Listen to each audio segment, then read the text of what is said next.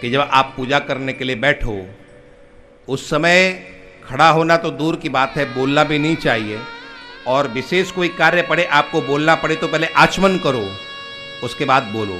अन्यथा जब तक आपका वो अनुष्ठान पूरा ना हो, आपका वो पूजा पूरी ना हो, तब तक खड़ा नहीं होना चाहिए, बोलना नहीं चाहिए। लेकिन वही वो हमारे शास्त्र कहते हैं कि आपके गुरु सामने आ गए तो आपको आचमन करने की भी जरूरत नहीं है, तत्काल उठ करके गुरु का स्वागत करना चाहिए। सदाचार महोदधि कहती है, गुरु बुलावे और शिष्य आचमन करे, महत पात के भवेत, यानी गुरु बुलाए तत्काल उठना चाहिए। हमारी ये भारतीय संस्कृति कितनी महान संस्कृति है, ये गुरु को परमात्मा से भी बड़ा मानती है। गुरुर् ब्रह्मा गुरुर्विष्णु गुरुर्देवो महेश्वर। भगवान राम ने भी कहा था, मोते अधिक संत कर लेखा, मुझसे भी बड़ा कौन है, मेरा संत बड़ा है। गुरुर्ब्रह्मा गुरुर्विष्णु गुरुर्देवो महेश्वरः गुरु साक्षात् परब्रह्म तस्मै श्री गुरुदेव।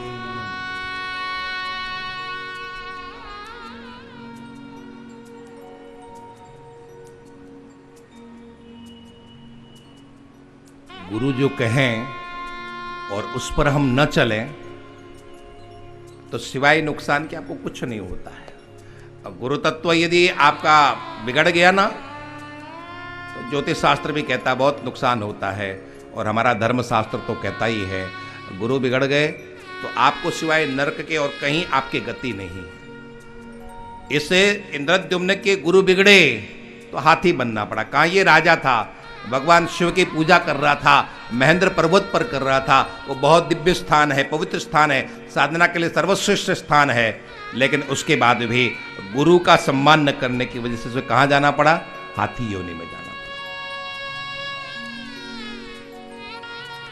बाबा कबीर काशी में रहते थे।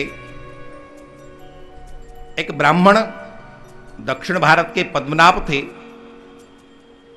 दिग्विजय करते हुए चले आ रहे थे। उनको मां सरस्वती का वरदान था कि कोई तुम्हें परास्त नहीं कर सकता है, और सबको परास्त करते करते सबकी प्रशस्ति पत्रों का बिल्कुल बैलगाड़ी लदी हुई थी, सब जगह से हमने आपकी अधीनता स्वीकार की, आपको विजयी हम घोषित करते हैं। सबने अपने अपने प्रमाण पत्र उनको दे रखे थे, और बहुत बड़ी बैलगाड़ी में बहुत बड़े बक्से में प्रमाण पत्र लेकर के काशी पहुंचे। काशी के ब्राह्मण तो घबरा गए, क्योंकि काशी तो सर्वोच्च वहां पर स्थित नगरी है, वहां जो निर्णय हो जाए वो सब जगह मान्य। अब काशी वालों ने, ब्राह्मणों ने सोचा कि यदि इनसे हम परास्त हो गए तो बात बिगड़ जाएगी, काशी की नाक कट जाएगी। हम तो इनसे जीत नहीं सकते हैं, यदि इनसे जीत सकते हैं तो कौन, बाबा कबीर जीत सकते हैं। बिना पढ़ा लिखा, जो ये पढ़े लिखे हैं ये नहीं जीत सके। पहुंचे पद्मनाभ के पास, महाराज हम लोग एक एक विषय के आचार्य हैं, आप हमसे कहाँ तक शास्त्रार्थ करते रहोगे, यहाँ बहुत ब्राह्मण हैं, एक काम करो आप कबीर जी को कबीर जी से शास्त्रार्थ करा दो। कबीर हार गए तो काशी हार गई, और कबीर जीत गए तो काशी जीत गए। कबीर जीत गए तो हमारी जीत हो गई, और कबीर हार गए तो हम सब अपने को हारा हुआ मान जाएंगे, आप इनसे शास्त्रार्थ करो। पद्मनाभ तो बिल्कुल इन शब्दों के ज्ञाता, पहुंच गए कबीर के पास, बैठ गए। उन्होंने कहा, कबीर से कहा कुछ प्रश्न करो। तो कबीर ने कहा, मैं क्या प्रश्न करूं, मैं तो प्रश्नों से परे हो चुका हूं, पायो परम विश्राम, अब यहां कोई प्रश्न ही नहीं रह गया। अरे पद्मनाभ ने कहा, कुछ न कुछ प्रश्न तो करना पड़ेगा ना, तभी तो शास्त्रार्थ प्रारंभ होगा। तो कबीर ने कहा, भैया मसी कागज छुयो नहीं, मैं तो वो हूं जिसने कागज कलम कभी छुआ ही नहीं है। पोथे पढ़ पढ़ जग मुआ, पंडित भया न कोई, ढाई आखर प्रेम का, पढ़े सो पंडित। मैं तो परम प्रेम में पढ़ा हुआ हूं, मैंने कोई शास्त्र नहीं पढ़े हैं। पद्मनाभ ने फिर कहा कि हम शास्त्रार्थ के लिए बैठे हैं, आपको कुछ पूछना पड़ेगा। पूछो, क्या पूछते हो आप। तो कबीर ने कहा, एक बात बताओ, तुमने पढ़ करके समझा है कि समझ करके पढ़ा है। क्या करके क्या किया है, पढ़ करके समझा है या समझ करके पढ़ा है। मतलब ये था कि विद्या तुम्हें मुक्ति की तरफ लेकर के जाती हो, केवल तुमने विद्या को ही ग्रहण किया है या मुक्ति की तरफ भी जा रहे हो।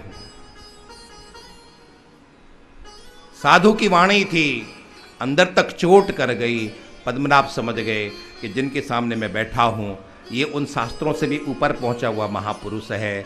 चरणों में गिर पड़े, बाबा न हमने पढ़ करके समझा है न समझ करके पढ़ा है, मैंने तो केवल इस कोरे ज्ञान में मैं ही रह गया हूँ। कबीर के चरणों में पड़े, कबीर ने उनको शिष्य बनाया। बाबा कबीर उन्हें बार बार कहते थे कि तुम भजन करो, तुम भजन करो, तुम भजन करो, लेकिन भजन नहीं करते थे, अपने शास्त्रों में ही लगे रहते थे। एक बार काशी की पंचकोसी परिक्रमा कर रहे थे। परिक्रमा करते करते एक पीपल वृक्ष के नीचे बैठे, थक करके चबूतरे पर, पीपल वृक्ष के नीचे चबूतरा था, चबूतरे पे बैठे। थोड़ा ज्ञानी तो थे ही थे, तो ऊपर भूत थे उस पीपल के वृक्ष में, और भूतों में आपस में आज एक नया भूत आया था। वो अपने लिए जगह ढूंढ रहा था, कोई भी अपनी जगह उसे देने के लिए तैयार नहीं था। एक जगह खाली थी, वहां पर जाकर के वो बैठने लगा। तो भूतों ने मना किया कि नहीं, तू यहां पर मत बैठ, ये जगह आरक्षित है, इस जगह का रिजर्वेशन है। तो उसने पूछा किसके लिए है? कहा कबीर का एक शिष्य है, नालायक शिष्य है पद्मनाभ, वो मर करके प्रेत बनेगा, इसलिए उसके लिए जगह सुरक्षित है। पद्मनाभ ने कहा, पद्मनाभ तो मैं ही हूं और मैं ही कबीर का शिष्य हूं, मैं प्रेत क्यों बनूंगा? गुरु महाराज के बाद दौड़े दौड़े गए, मैं प्रेत क्यों बनूंगा? तो कहा कि तुम मेरी आज्ञा का उल्लंघन कर रहे हो, मेरी आज्ञा से तुम परे जा रहे हो, इसलिए तुम्हें प्रेत बनना पड़ेगा। और सब कुछ छोड़ करके उन्होंने भगवत आराधन प्रारंभ किया। तो गुरु के वाक्यों पर हमें अडिग रहना चाहिए, गुरु पर श्रद्धा रखनी चाहिए।